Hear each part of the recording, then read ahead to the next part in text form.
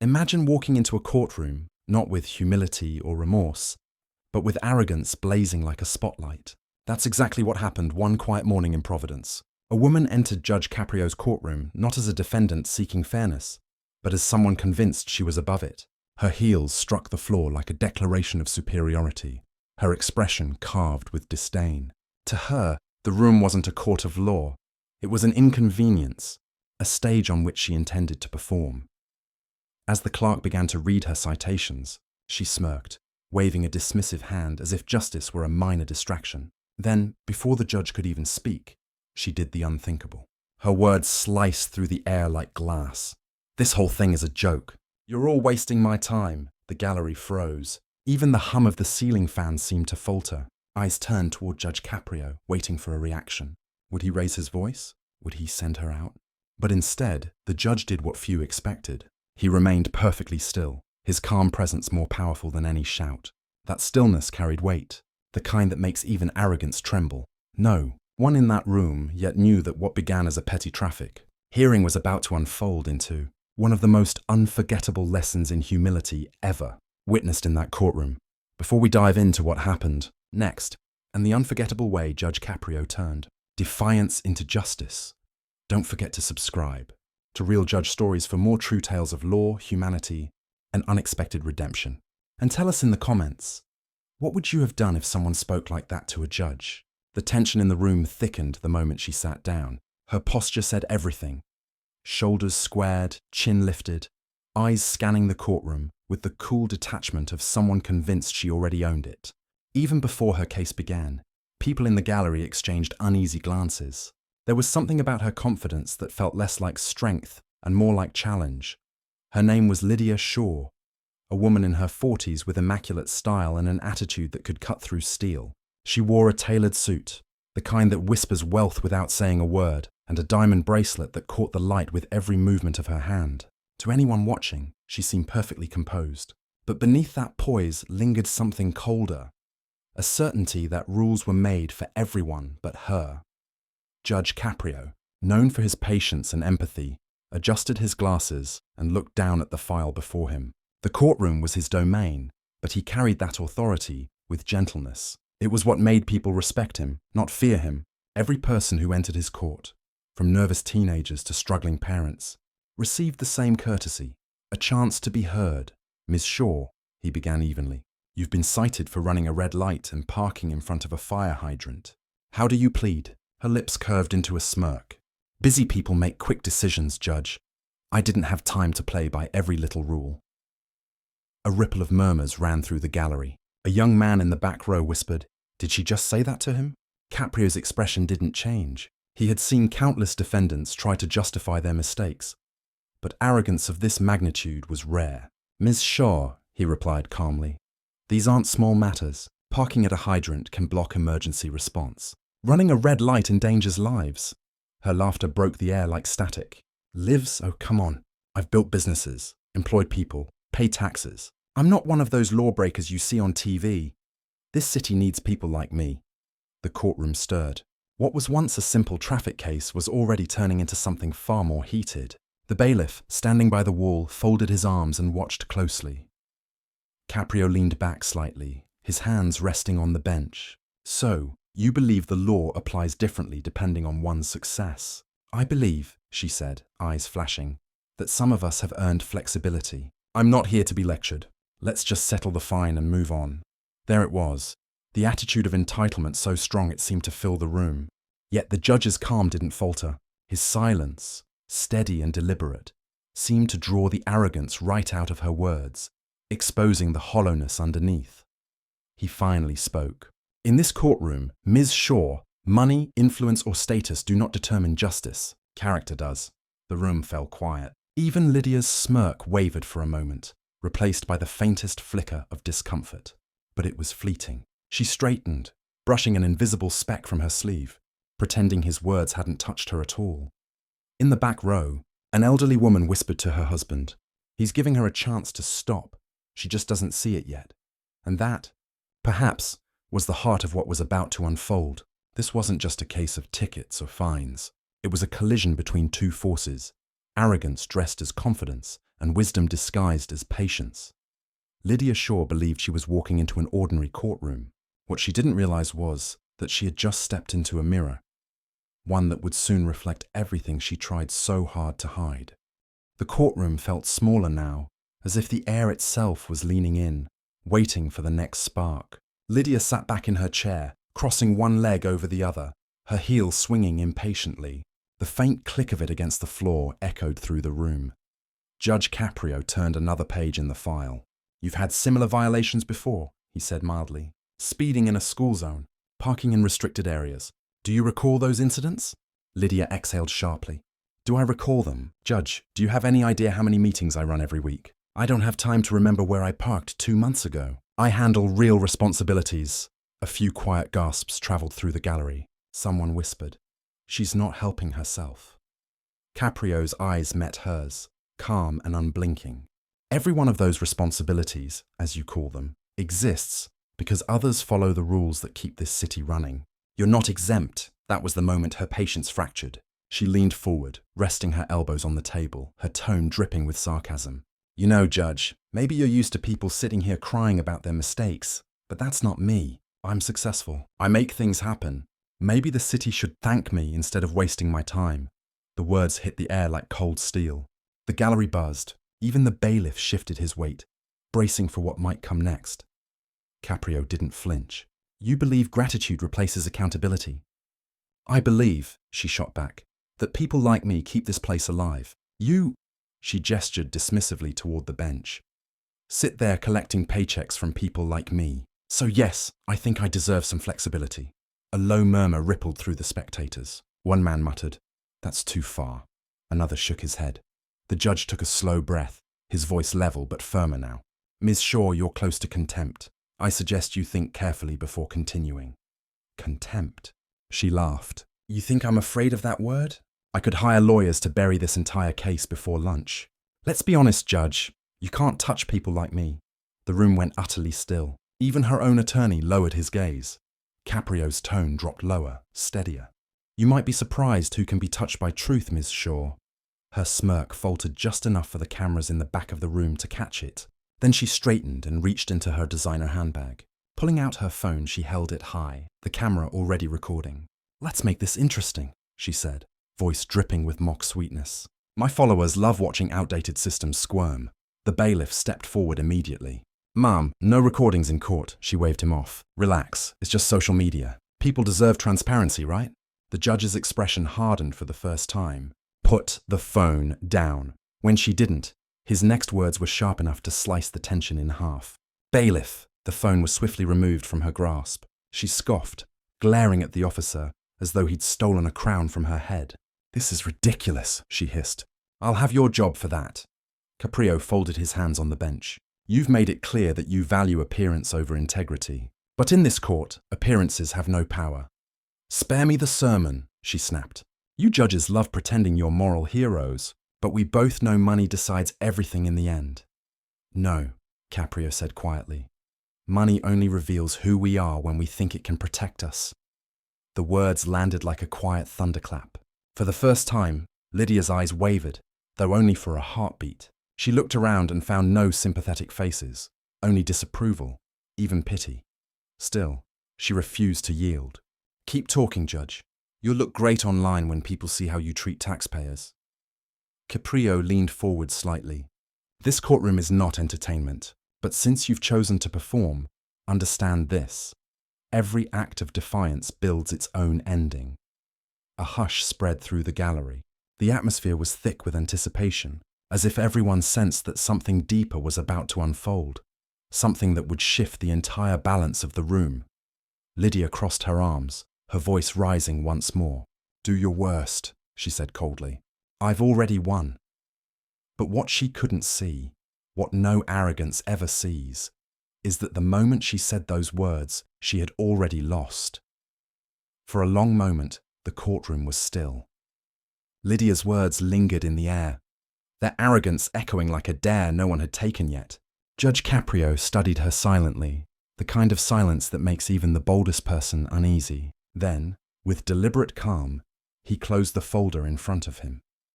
"Ms. Shaw," he said finally, You've spoken much about your success, about responsibility, influence, and how this court inconveniences you. Let's examine what that success is built on, shall we? Her brow furrowed, suspicion flickering behind her confidence. What are you implying? Caprio turned to the clerk. Please bring the documentation we received this morning from the city's business registry. The clerk nodded and handed over a thin folder. Caprio opened it carefully, scanning the top page. According to this, your salon, Lux Haven, is not registered under your name. That's ridiculous, she scoffed. I own that salon. Everyone knows that.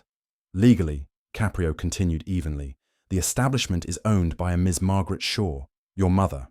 Gasps rippled through the gallery. Lydia's expression faltered, then hardened again. That's a technicality, she snapped. I moved some things around for tax reasons. My accountant advised it. My mother doesn't even handle the business. Your mother is 81 years old, correct? Her voice dropped half a tone. She's fine. She signs what I tell her to. It's just paperwork.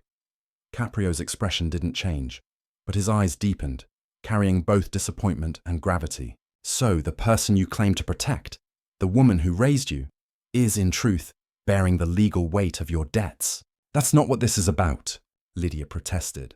You're twisting things, am I? Caprio's voice softened, but the softness only made it more piercing. The city records show unpaid utility bills, late rent, and several financial disputes all in your mother's name. Would you like me to read the amounts aloud? Her jaw tightened. This is irrelevant to a traffic ticket. In this courtroom, Caprio said, truth is always relevant, the spectators murmured. The bailiff's gaze shifted between the two as if anticipating an explosion. Caprio turned another page. There's also a complaint filed by a former employee, claims of unpaid wages and coercion. Do you deny that? Lydia's composure cracked slightly. People lie when they're jealous. She was fired for incompetence. Caprio nodded slowly. Of course, and this, signature on the bank loan application, also your mother's. But handwriting experts have noted it doesn't match her writing. Can you explain that? Her throat bobbed. For the first time, she didn't have a ready answer. The judge continued, voice even and calm, the tone of someone who's already seen through the performance. It appears, Miss Shaw, that your empire of independence depends quite heavily on the shoulders of others, on the frail, the trusting, the loyal. Her face flushed. You don't know anything about me. I know enough, he said quietly. I know that power without responsibility always collapses. The more you deny accountability, the heavier the truth becomes. She slammed a hand on the table. You can't talk to me like that. I didn't come here to be lectured about my life. And yet, Caprio replied, his voice steady, your life has brought itself into this room. You made it so when you walked in here declaring yourself above the rules. Her defiance flickered. Beneath it, a tremor of fear began to show. Ms. Shaw, he said, lowering his tone so that every person leaned in to hear. Success is not defined by who you control, but by who you respect. You've confused control for achievement, and that confusion has consequences. The gallery was silent. Even the bailiff, hardened by countless hearings, looked momentarily moved. Lydia's gaze darted between faces, none sympathetic, none amused. For the first time, she realized the audience wasn't entertained by her defiance. They were watching a slow unraveling. Caprio closed the folder with deliberate care. Your words earlier suggested that money shields you. But the law, Ms. Shaw, isn't a mirror, it's a window. And right now, everyone can see through it.